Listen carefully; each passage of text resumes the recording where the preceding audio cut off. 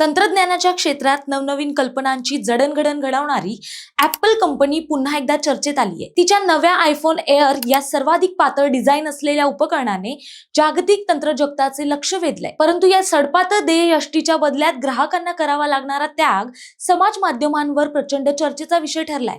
याविषयी जाणून घेऊयात या व्हिडिओच्या माध्यमातून. 1.25 लाखांच्या घरात असलेली किंमत आणि त्यासोबत अत्याधुनिक डिझाईनचा दावा या दोन गोष्टींनीच ग्राहकांच्या अपेक्षा आकाशाला भिडवल्या होत्या. परंतु जेव्हा प्रत्यक्षात समोर आलं की या डिझाईनमुळे पारंपरिक अंतर्गत बॅटरीज जागा मिळाली नाही आणि तिच्याऐवजी मॅगसेफ हा बाह्य ऊर्जा स्त्रोतावर अवलंबून राहावं लागेल, तेव्हा वापरकर्त्यांना हा प्रयोग अपुरा, अगदीच अप्रामाणिक वाटू लागला. सोशल मीडियावर तर हशापीक फुटली.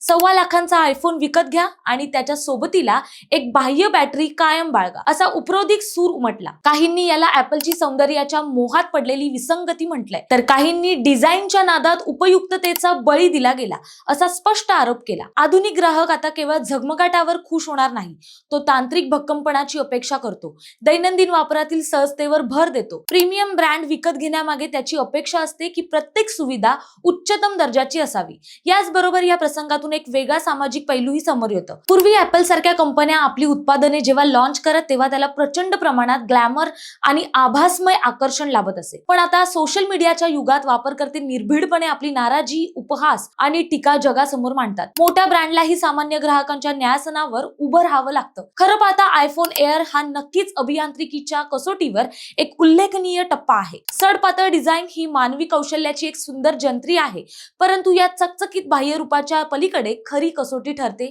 ती वापरकर्त्यांच्या गरजांची पूर्तता, टिकाऊपणा आणि सोयी सुविधा. जर ऍपलने या टीकांना मनावर घेतलं आणि पुढील आवृत्त्यांमध्ये डिझाईन सोबत कार्यक्षमतेची सांगड घालण्यावर भर दिला तरच तिचा प्रीमियम ब्रँड म्हणून लौकिक टिकून राहील. अन्यथा या झगमगाटाच्या आवरणाखालील उणिवा इतिहासाच्या पानावर आयफोन एअरला अपूर्ण प्रयोग म्हणूनच नोंदवतील. तुम्हाला काय वाटतं हे कमेंट्स मध्ये नक्की कळवा आणि अशाच नवनवीन व्हिडिओ पाहण्यासाठी प्रहार न्यूज लाईन चॅनलला लाईक, शेअर, फॉलो, सबस्क्राईब करायला विसरू नका. धन्यवाद.